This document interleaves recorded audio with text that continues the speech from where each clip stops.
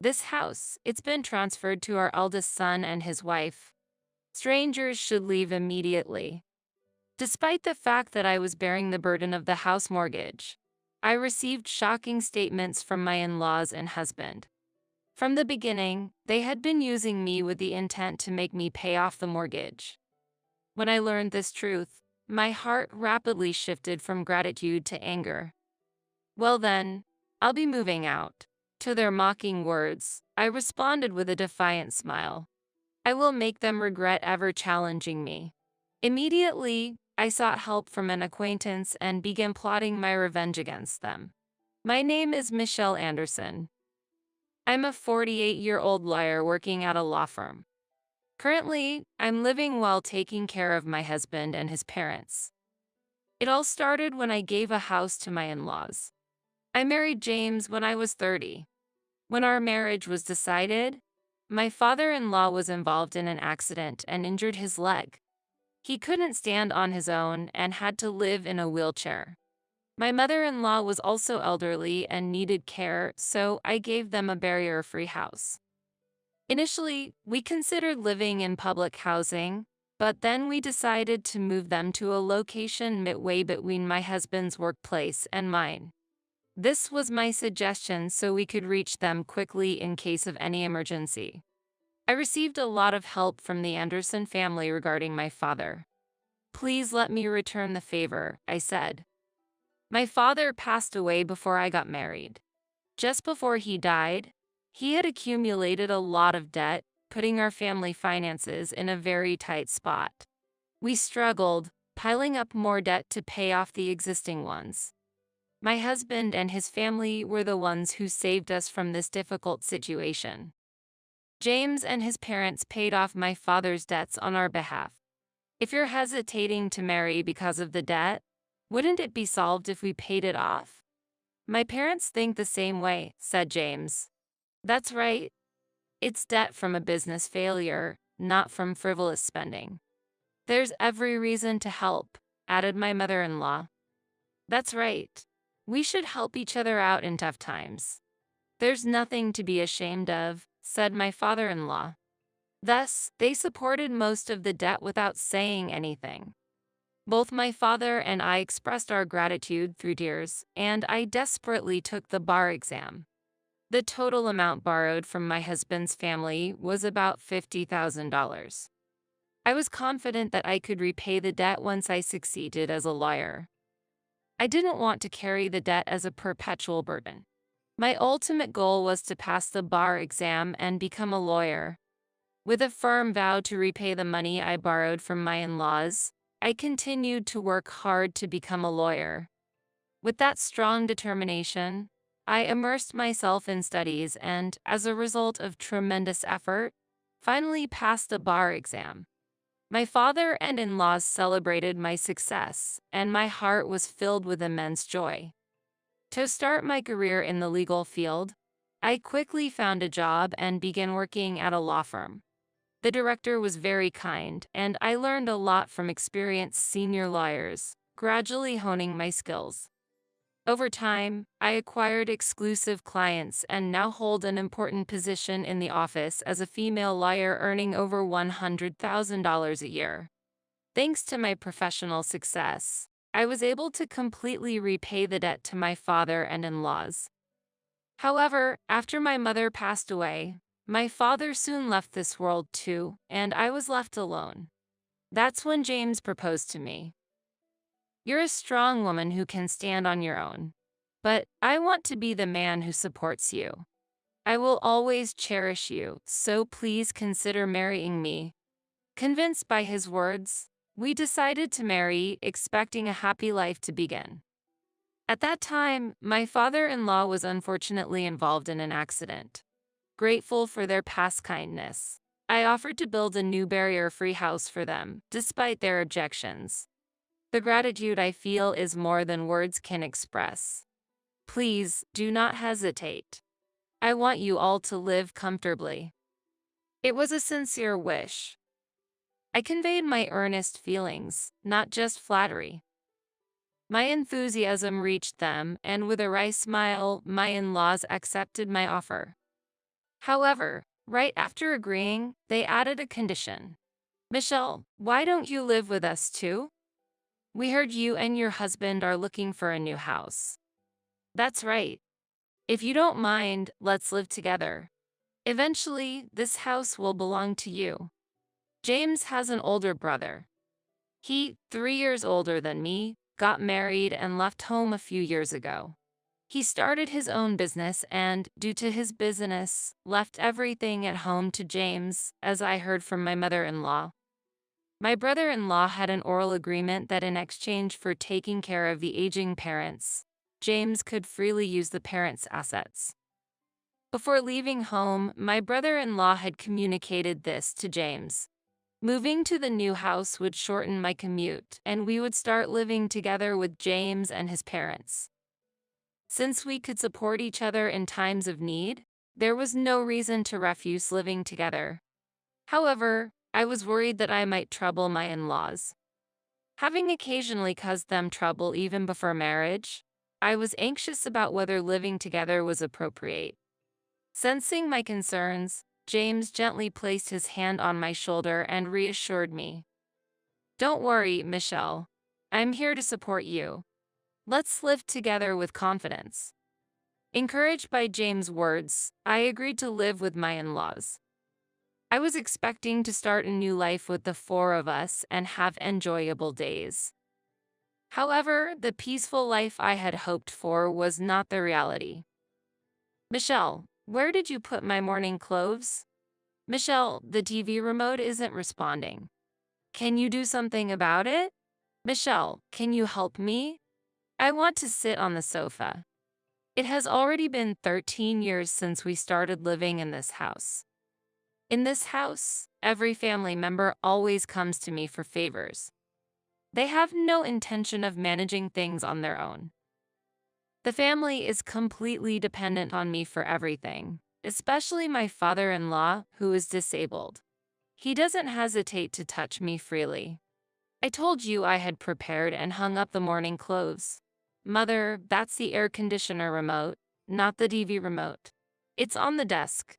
Father, please ask James for physical support when he's around. Please don't rely on me. I can't support you properly. I found myself replying to them daily. Initially, I suppressed my dissatisfaction and did my best to meet the family's demands. It was unthinkable that while shouldering the mortgage, all household responsibilities were also left to me. I had thought about divorce several times. However, James always skillfully managed the situation, and my in-laws would apologize. I wasn't feeling tortured or harassed, so every time they apologized, my heart wavered and I ended up choosing not to divorce. Day-to-day life was filled with the in-laws' dependence and minor frustrations. But somewhere, I felt a bond as a family, which might have made me tolerate the situation. Still, the option of divorce always flickered in my mind. My mother-in-law finally started showing signs of mild dementia, or perhaps she was just becoming forgetful. It's not clear, but such questions from her increased. James, who had promised to help before marriage, proved to be utterly unreliable in this situation. Continuing my life with these uncertainties, I gradually adapted to the environment through experience. I began to handle everything before being told and started to express my opinions clearly to James and others. However, my father-in-law's excessive behavior was something I could not overlook. I expressed my dissatisfaction not only to James but also to my mother-in-law.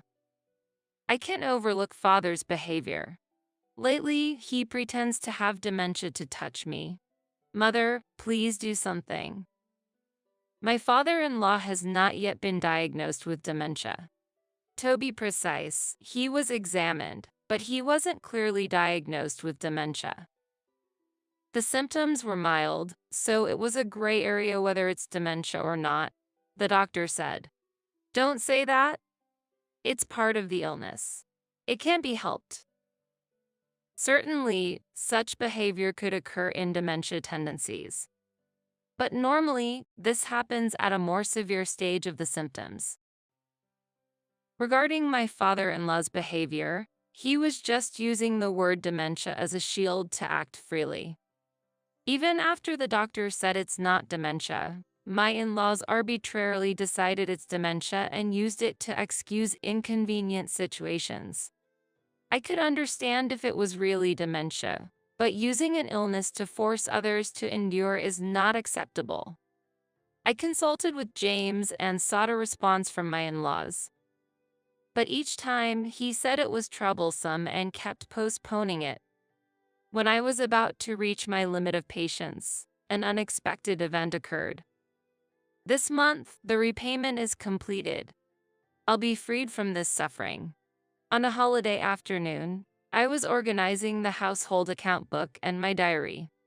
Looking at the bank book, I noticed something and my face brightened.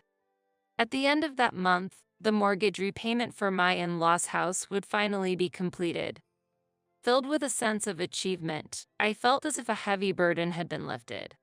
Thinking that my burden would decrease and I would have more money to spend freely made me very happy. However, at that point, I didn't know yet that the real trial was about to begin. One evening, during a family dinner, James suddenly started talking about the mortgage being paid off. "Michelle, the mortgage for this house is going to be paid off completely this month, right?" he asked. Since he had never brought up the mortgage before, I was a bit taken aback by his sudden question. However, he poured beer into a glass from a bottle with a friendly smile. "Yes, that's right, but why all of a sudden?" I replied. "Because we have to celebrate, right? You've had a hard time, Michelle. I want to celebrate grandly as a thank you," James said. I couldn't hide my surprise at his unexpected words. I was touched that James had thought that way and understood my burden.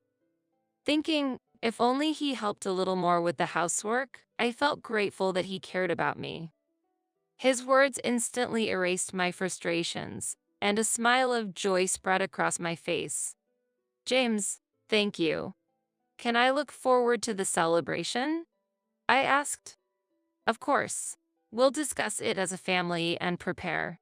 "Just wait, Michelle," James replied. Relieved by his words, I looked forward to the celebration preparations. But this happy feeling didn't last long, and soon I was faced with the harsh reality. I accepted James's invitation without suspicion. It seemed that my in-laws had also heard about the talk and were preparing something together. A few weeks later, I was called in by James and my in-laws.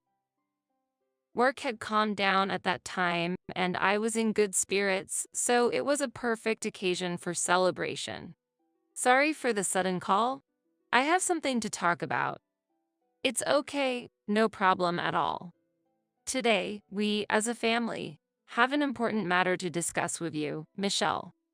"What's the matter?" I thought it was about the celebration, but why make it sound so serious? Wishing they would just talk normally, I decided to listen to what they had to say. "Actually, now that the mortgage repayment is ending, we want you to leave here," they said. "What?" I couldn't help but let out a surprised voice at this unexpected statement. They wanted me to leave the house as soon as the mortgage was paid off? What was I being told? Was it a misunderstanding? Such surprising words made me want to think it was a misunderstanding. I couldn't fully comprehend what James was saying and lost my words, unable to respond to his query. At that moment, I couldn't catch up with my thoughts and was just confused. Seeing me like that, my in-laws couldn't wait for me to understand the situation and began to explain further.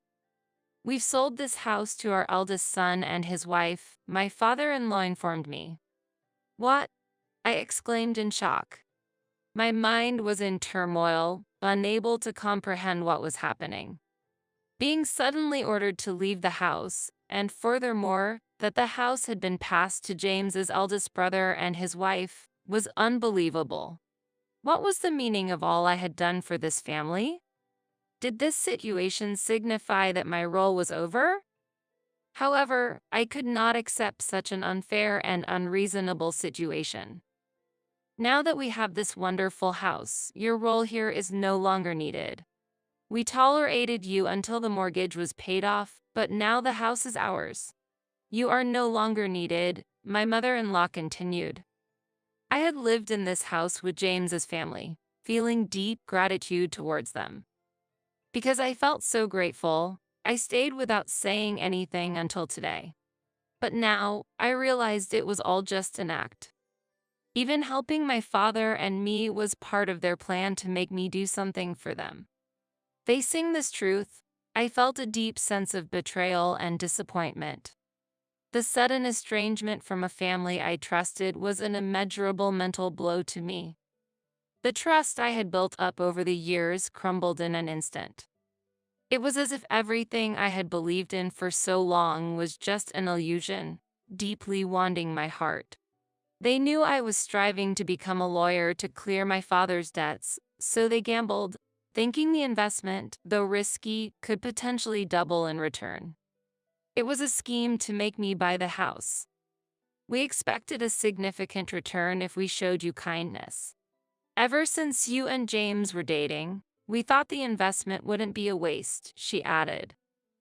When you were happy just for us taking a little care of your father and gave us expensive wine as a way to thank us. We thought you were easy, she continued. It was before my father's business collapsed. My family was quite wealthy until then. James seemed to have been eyeing my family's wealth from the beginning, knowing I was aspiring to be a lawyer. That's why he saw value in his actions up to this point. Unaware, I completely trusted James and his family. How foolish I was. I couldn't believe myself. That's why we devised this plan. We thought if we obligated your father, we might get a big reward, he said. Their confident and unbelievable statements were hard for me to accept. So, it's a great success. We've got a wonderful new house. It's in our name, and once the mortgage is paid off, everything is ours. What we do with our property is none of your business, they declared. Their words were filled with planning and conviction, and I struggled to accept this reality.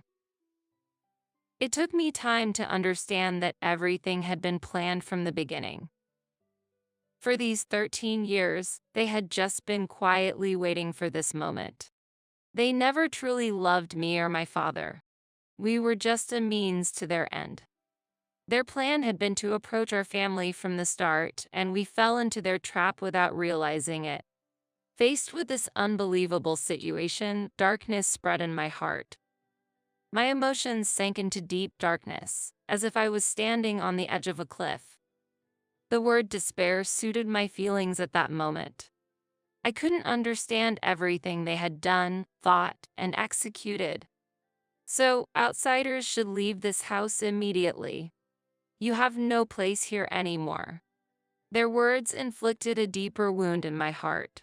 Confronted with the fact that I was no longer needed in this house, I was just dumbfounded. This house was once a place of peace, love, and warmth for me, but now all that had crumbled away.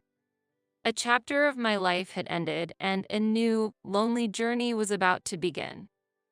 There's your stuff to pack, so it can't be immediate, James. If you do that, you'll really be in trouble. Let's do it tomorrow. I'll give you until tomorrow to pack your things properly and leave, my mother-in-law declared. This house now belongs to the Anderson family, my father-in-law added. Also, I'll get the divorce settled.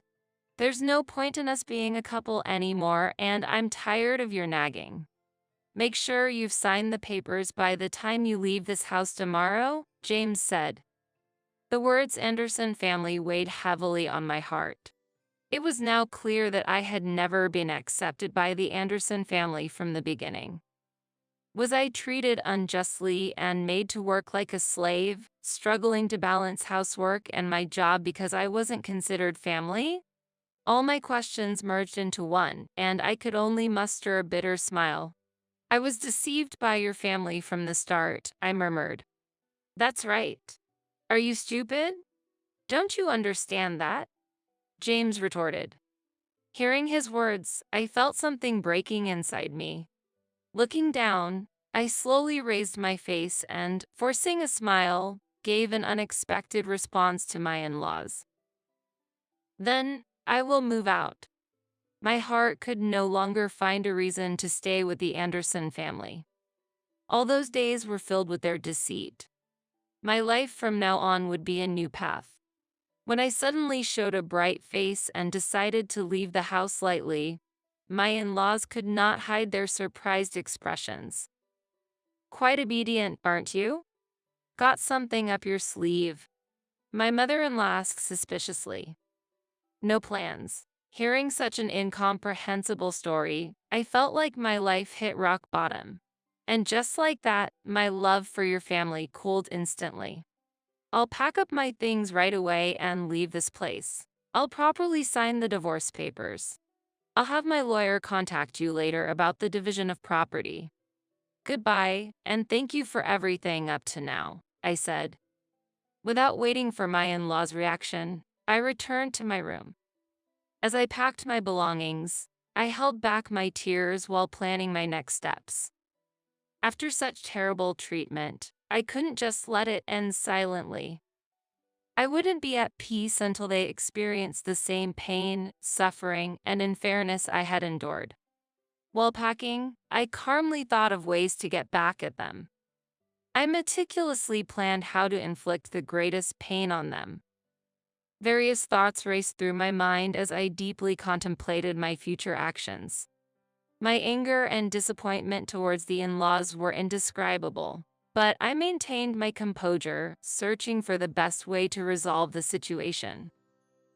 My revenge on them had to be more than just an emotional reaction. They needed to seriously understand the consequences of their actions. My new life began from there. While I was packing, suddenly my phone rang. The moment I saw the caller's name, a strategy formed in my mind. Surely this person will support me, I thought, and, without hesitation, answered the call, revealing the harsh situation I was facing. The caller listened attentively to my story, and then we discussed and promptly acted on a plan for the future. Once I finished packing, I quietly left the house I had lived in for years without a word to James and his family. When I left, I decided to sever all ties with them. So, I deleted their contacts from my phone. Determined not to respond to any communication from them, my decision soon started showing results. The day after I left the house, I received numerous intense calls from my in-laws. I had deleted the numbers, but remembered them due to our long association, which weighed heavily on my mind that morning. They must have realized that I had left the house and understood what had happened. However, I had no intention of responding to their calls anymore. As I looked at my phone, I indulged in a sense of superiority over my decision and smiled lightly. At that moment, the person who provided me a new place to live reassured me, "You don't have to answer the phone at all." I gratefully nodded at his words. I was ready to take the first step towards a new beginning. My life was about to enter a new chapter in a new environment. After the calls from my mother-in-law stopped, James started calling. His calls were like unbearable noise to me then. Unable to tolerate it any longer, I turned off my phone and, without turning it back on, proceeded with canceling the service. This action was a clear statement of ending my relationship with James. 3 months passed, and I had started a new life in a new apartment. Freed from the stress of living with my in-laws, I could focus more on my work. My daily life became more fulfilling, and I enjoyed my life to the fullest, free from past restraints. People around me noticed that I was shining. Post-divorce, my face became brighter with smiles, and my personality turned more cheerful and friendly. This change was recognized by others, and I received many compliments. Though previously oppressed mentally by my relationship with my in-laws, I decided to cherish my relationships with colleagues at work and build good connections. I plan to put more effort into my job and prioritize communication with my coworkers. When I made this resolution, the receptionist at my office appeared on the floor in a panicked state and urgently reported to me. "Miss Cohen, there's a parent and child at the reception looking for you," she said. Cohen was my maiden name, which I still use after the divorce. Hearing her report, I rushed to the reception to understand what was happening. The normally polite and composed receptionist's agitation indicated something unusual was going on. Something significant must have caused her distress. Seeing her worried expression, I wanted to be of support, and a male colleague, sensing her state, offered to accompany me. We headed together to the lobby. Arriving there, my expression changed dramatically when I saw who was there. I found her. "Mom, there's Michelle."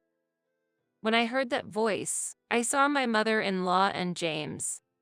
They were raising their voices inside the office, saying, "Michelle, how could you do this? Cutting off contact is terrible. Do you understand the trouble we're in?" I was stunned by their irrational behavior and couldn't help but question it. Others present couldn't hide their dismay at their actions. Their appearances, worn and filled with anger, were stark after not seeing them for months. Realizing the abnormal situation, other reception staff reported to the upper management, and soon the office manager appeared in the lobby. "Miss Cohen, a meeting room is prepared. How about having a discussion there with your in-laws?" "I'll contact him," the manager suggested calmly. Having already confided everything to the manager, I accepted the suggestion. Feeling uneasy about going alone, I took my colleague with me. He was the lawyer I had hired for the matter with James, so they accepted his presence. I headed to the meeting room, suppressing my confusion and agitation. Despite my turmoil and anxiety about the unknown situation ahead, I was somewhat relieved by the manager's calm handling and resolved to move forward step by step. As I walked to the meeting room, my mother-in-law and James glared at me with anger. Despite their dire situation, they seemed displeased to see me enjoying my work. Their gaze and attitude made their feelings clear. Sitting in front of my in-laws, we exchanged glares, and then the manager entered the meeting room with someone else. "Sorry I'm late." "What? Why are you here?" The person the manager brought was James' brother, my brother-in-law. He stood there, glaring at the two with an angry expression. "There's nothing to say. You guys have really done something ridiculous." My brother-in-law was a former gang leader who used to rule this area in his youth. He now runs his own company, working in construction. His employees affectionately call him boss, and he detests dishonest behavior. After consulting with him about this incident, he was visibly angered. When I lost my place to live, he had taken care of me for several weeks in a women's dormitory. He was already aware of the house situation with my in-laws. Informed about the details, he immediately offered his help. Why didn't he know? When my in-laws told me to leave the house, they said they had sold it to their eldest son and his wife. I found out everything from Susan and confirmed it. "You didn't think you could do such a horrible thing to Michelle and get away with it, did you?" As soon as the name Susan was mentioned, James and his mother showed expressions of astonishment. Susan was his wife and the mastermind behind this incident. As the wife of the eldest son, she had always harbored hostility towards me for some reason. She had been a housewife, following my brother-in-law's wishes, up to this point. However, it wasn't my brother-in-law's instruction but her own will. Women were seen as the guardians of the home, and her parents had lived that way, so housekeeping was deemed natural for her. Based on such notions, she seemed to believe that women who went against this belief were not real women. However, when I appeared, how did she view me? My attitude of actively engaging in work for nearly 40 years might have been too dazzling for her. Moreover, Susan was not good at cooking. Even my brother-in-law and father-in-law had asked my mother-in-law to teach her, and I had heard about this from James. On the other hand, I could handle household chores normally. Furthermore, I managed housework better than Susan while juggling my job. She might have been envious of my ability to do everything. Every time Susan met me, she started making snide remarks. She accused me of neglecting household chores or leaving them to my husband, throwing various harsh words at me for decades. However, my brother-in-law always intervened. That might have been another source of dissatisfaction for Susan. My brother-in-law said it was fine for Susan to work, and he helped around the house. Her inaction in this situation was her own choice. It was unfair for her to take out her frustrations on others. When my brother-in-law warned Susan, she began targeting her discontent at me. Susan confessed that she orchestrated the entire plan to take over the house and make me buy it. She instigated you, Mom and Dad, to execute this scheme. You all probably thought you could get your own house and continue pretending to be senile, and I wouldn't be able to complain. Unable to contact my brother-in-law because of Susan, they had their ways to orchestrate the entire scheme. James had also accepted a reward for helping them in this affair, making them all conspirators. The only person who didn't know was my brother-in-law, who would have stopped such foolish actions had he been aware. This situation must have filled him with regret. So that's why everyone behaved so meekly whenever he visited. Whenever my brother-in-law came over, my parents-in-law didn't do anything. They probably understood what the outcome would be if he found out about the situation. The manager and colleagues present watched my in-laws with expressions of astonishment. So, how should we handle this? I have no intention of forgiving even a fraction of the insult I received, let alone the trouble caused to Michelle. But, it was Susan's suggestion. That's right. We were just misled by clever words. It wasn't intentional. Not intentional. You say? At James's statement, my patience reached its limit. I stood up, my face filled with anger, and yelled at my mother-in-law and James. How can you say you had no ill intentions after doing such a thing? Do you have any idea how much pain I've been through these 13 years? My suppressed emotions exploded, and I couldn't hold back my tears of anger and frustration. My mother-in-law and James had never seen me cry before. No matter the hardship, I had endured and persevered. Even when my father-in-law was falsely considered senile and acted freely, I never showed any tears and endured everything. In their eyes, I was always a strong woman who never cried. Seeing me raise my voice and cry then must have been shocking for them. Do you realize how grateful I was to you? How much I wanted to repay you? To think that the care for my father was motivated by such ulterior motives. I can forgive you. I will never forgive you. With those words as a signal, my brother-in-law brought someone into the meeting room, and a man in a black suit entered. He sat opposite us and looked intently at my in-laws. You will have to take responsibility for this. What? Faced with an incomprehensible turn of events, my mother-in-law exclaimed in surprise. This man is my lawyer, hired by brother-in-law. He is a respected attorney in our office, like a mentor to me. We intend to seek compensation for the unfair treatment I've received. What do you mean? It's pointless to dig up the past now. The past is irrelevant now.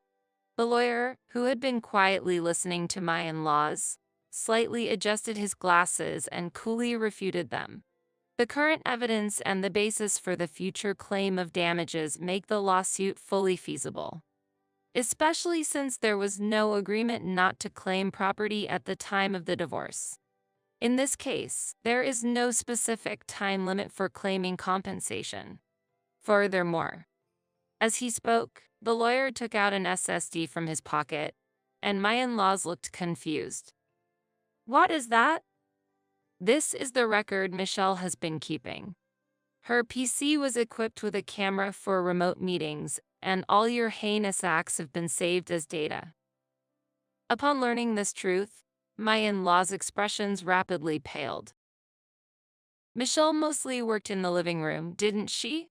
Modern laptops often have built-in cameras, and your harassment in the living room has backfired," the lawyer said before pocketing the SSD and calmly staring at my in-laws. "The ownership of the house is already in Michelle's name, and your eviction is just a matter of time. We will proceed with legal action promptly, so please prepare the funds." "Wait, you're saying it's changed to her name?" James reflexively reacted to the lawyer's statement. My brother-in-law raised his voice in response to James's reaction. "I asked Michelle to change the ownership to her name. Thanks to you putting it in Susan's name without permission, the change was surprisingly easy. Anything to say about that?" My brother-in-law taunted James with a mischievous smile. James, who had never won a fight against his brother since childhood, couldn't argue back, and my mother-in-law also remained silent. "I will also properly bill you for all the expenses involved in that transfer. That's only fair, right? After all, it was your wrongful actions. If you don't deal with what you've started, we'll be in trouble too," said my brother-in-law, folding his arms and standing imposingly, throwing those stern words at them. The two were speechless before my brother-in-law's stern demeanor. My brother-in-law had also informed Susan, his wife and the mastermind behind this ordeal, about this. After resolving this matter, he had expressed his intention to divorce her over the phone. "I'm really sorry for involving you in this, Michelle. Even though I didn't know, I will support you to the fullest until you are satisfied. Let me know any request you have. It's my family who did this, so I have a responsibility too." If it hadn't been for my brother-in-law's call that day, I might still be suffering. If my brother-in-law hadn't been part of the family and there for me, maybe I wouldn't have been able to recover. I never realized how important it is to have support. Grateful for my brother-in-law's kindness and warmth, I glared at the two and threw decisive words at them. "I will never forgive you for using my and my father's feelings and exploiting them for your own benefit. No matter how much you try to compensate, I will not forgive you. If you ever step foot in my office again, I will call the police. From now on, I will leave all responses to my representative. Never appear in front of me again." The manager and my colleagues listened as witnesses until the end, so my in-laws couldn't escape the truth and left the office dejectedly.